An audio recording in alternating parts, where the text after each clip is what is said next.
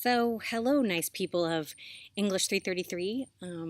Super excited to have just finished our first week together.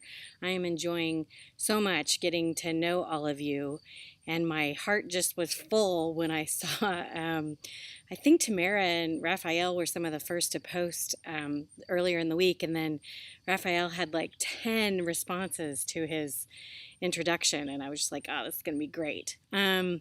Like you, I have used the G Plus community as a member a few times, but I have never been a moderator. So in some ways, G Plus is just as new to me to use for teaching as it is for you. And it seems to be working, I think, well. So let me know if you don't think that's true. I love the aesthetic of it. I love being able to see you all and how easily you can post a link. Like I said, I'm not a fan of Blackboard because it's just so much like school, and I'm not interested in playing school. As far as I'm concerned, we're a community of educators and scholars who are thinking through how to teach writing in elementary school. So let me know how that's going for you. I'm liking the organization, and I'm able to follow you all really easily. I'm in the backyard of my house. I was tired of being inside, so here I am in the middle of nowhere in Capay. I'm struck by how similar our stories are. What you wouldn't know about me is that I share a similar story to a lot of you in that I went back to school when my kids weren't in school. So I had kind of a failed attempt at Chico State on the first run back in the late mid 80s, and then I started back when my daughter started kindergarten, and then my kids just knew me the whole time they were in school. I was in school. So Ashley started kindergarten in 95. I went back to Chico State and finished my bachelor's, then finished my master's, and then finished my PhD. And when she finished high school, I finished my PhD. And then, like I said, got a job at Chico State, which I still cannot believe because you don't usually get to stay in your hometown. So I can totally empathize with the trying to carry a job and be a parent. And like a lot of you, it sounds like some of you have commutes, and I did too. I commuted to Berkeley for 7 years while I was working on the PhD from Chico. I have a really awesome second husband that made that possible. So I do have empathy. I have empathy, and then I'm also like, you need to just get stuff done. So there's a little bit of both of that I get it, how hard it can be. So welcome. I'm so excited that you're all, finishing this educational journey for a lot of you. Very exciting. So here's what you should have done this week. I'm going to give you two parts every Friday. One is, we're going to have this Friday video, and part of the Friday video is going to be like, here's what you should have, we should have completed, and here's what's coming up. So what you should have done so far, or be close to finishing, is by Wednesday, most of you posted your introduction. And I love that you said something to other people. That is our routine, that you post and then you say something to someone else. And then by tonight, and it can be, 1 o'clock in the morning, but by tonight, you should be responding to the McWhorter what to do with an idea and the Lunsford readings that you did. And you guys are doing a fabulous job. I think if you're stuck and you haven't written yours yet, the ones that are there under the week 1 discussion are really good. Like, they've done a great job. And in fact, I think if you look down at the bottom right now, Bailey Nicole, and I think it's Jessica Greger who has commented on her post. It's like a perfect model of what I'm looking for in a post and what I'm looking for in a response. And Jessica, I'm really grateful that you also shared a link to an article that you thought related. That's just perfect. It makes me feel like we are part of this community that's trying to figure this out together. And actually, I think maybe Alice and Jessica and Deanna and Bailey, I think all have responded to someone else, and the responses are just perfect. I don't know if you can hear the Border Collie Dax panting, but she's starting to really bug me. But anyway, the dog is wandering around chasing things. So yeah, apologies. It's not me panting in the background. So yeah, thanks for that. So those are the things that, and you should have ordered your book about the authors. You should have that on the way because I want to start using it the week after this. So yeah, hoping that is on the way for you. So that's what we should have done so far. Coming up now, we're going to do a little bit of playing. So this next week, and remember all this is there under the Make One cycle. Coming up this next week, you're going to be read, just like you did with What to Do with an Idea. You're going to have Chrysanthemum read to you, which is a great first day of school book because it's all about names, and you can do a lot with names. And then you're going to read a poem by Jacqueline Woodson from her book Brown Girl Dreaming. And then this morning I added another poem from her that I threw some images of the poem that's called Second Daughter's Second Day. And what we're looking for in the second week is those texts now are hopefully going to be kind of inspiration for you for your make this week.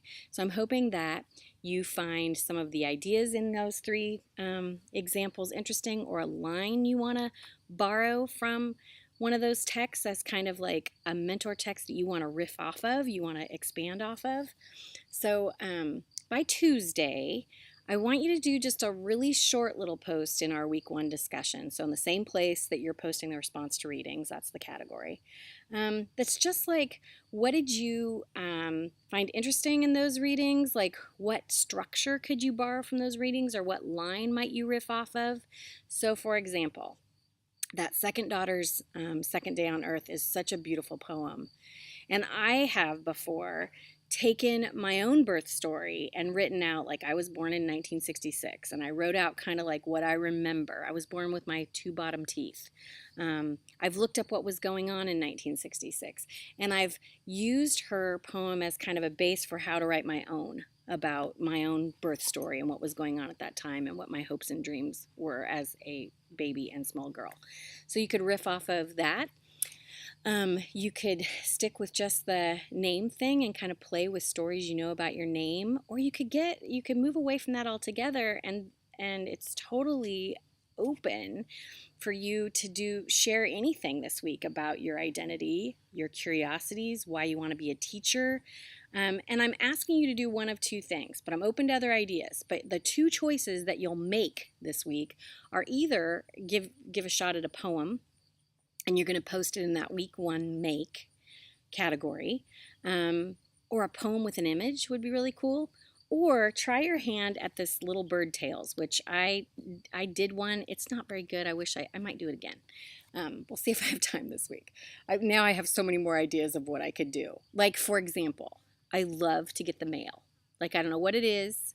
I grew up, around this area, Chico Willows area, and when I was a little girl, both my grandmothers had long driveways where we'd walk down and get the mail.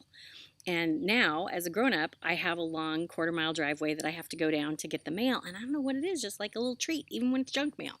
And so I would probably do a Little Bird Tale that's just all about, like, this is a woman who still likes to get the mail, and maybe I was always excited as a little kid.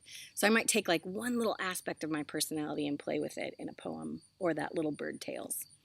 So at the bottom of our Make One cycle on that page, there's a link to a demonstration of how to use Little Bird Tales. You need Adobe Flash, and so it might ask you to download. It took like not even 5 seconds. Like, I clicked download and it was fine.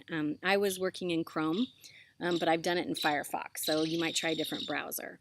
And then I have an example of my Little Bird Tale, which, like I said, is not very good. You could do better. I love Little Bird Tales because I have a colleague, Alicia, who teaches in Reading with first graders, and their little voices on that Little Bird Tale as they tell the stories over the pictures they draw is just so cool. And then you can share the link with parents, you can make it private, whatever.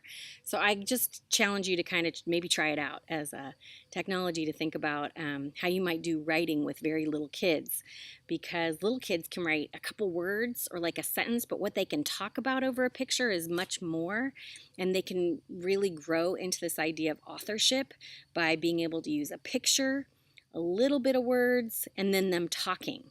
And they get really excited about the authorship component. So if you can get it to work, I'd give it a try. You could also just record something. So, like I said, there are options for this. The goal is to try your hand at kind of remixing your introduction in a way that's kind of more multimodal. So a poem, a Little Bird Tale, an image with a poem, something like that. And then again, you're going to post it in the week 1 make, and all these instructions under that Make One cycle. I think that's all I have to say about that. Next Friday, I'll post the Make Two cycle, and we'll be moving in more into storytelling. That's what we're going to spend a couple weeks on, and we'll read a chapter from about the authors, and I'll get that posted, like I said, the end of this next week with a new video, mostly so we can stay on the same pace. In terms of grading, I don't use Blackboard Learn, like I've said, for anything, and I appreciate you all giving all of this a shot. So what I use is something called Gradebook Pro, and what you'll get from me is an email at the end of each make cycle, so probably Saturday mornings or Saturdays sometime, maybe Fridays, but probably Saturdays.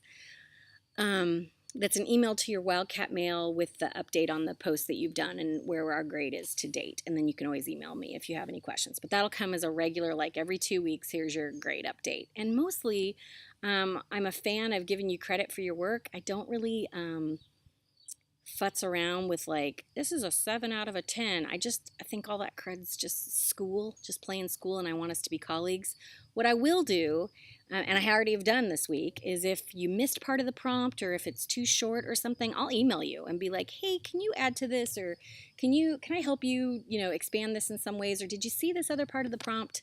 And so I'll just give you a chance to edit it and redo it before I just, take points away. So just know that I'm pretty good about that. So that's how we'll do grading, is you'll get an email from me every 2 weeks from Gradebook Pro that's like, here's what we've done, here's what I show you have. I'm realizing now that we've finished a week of the routines that Tuesdays are going to be really hard for me to respond promptly.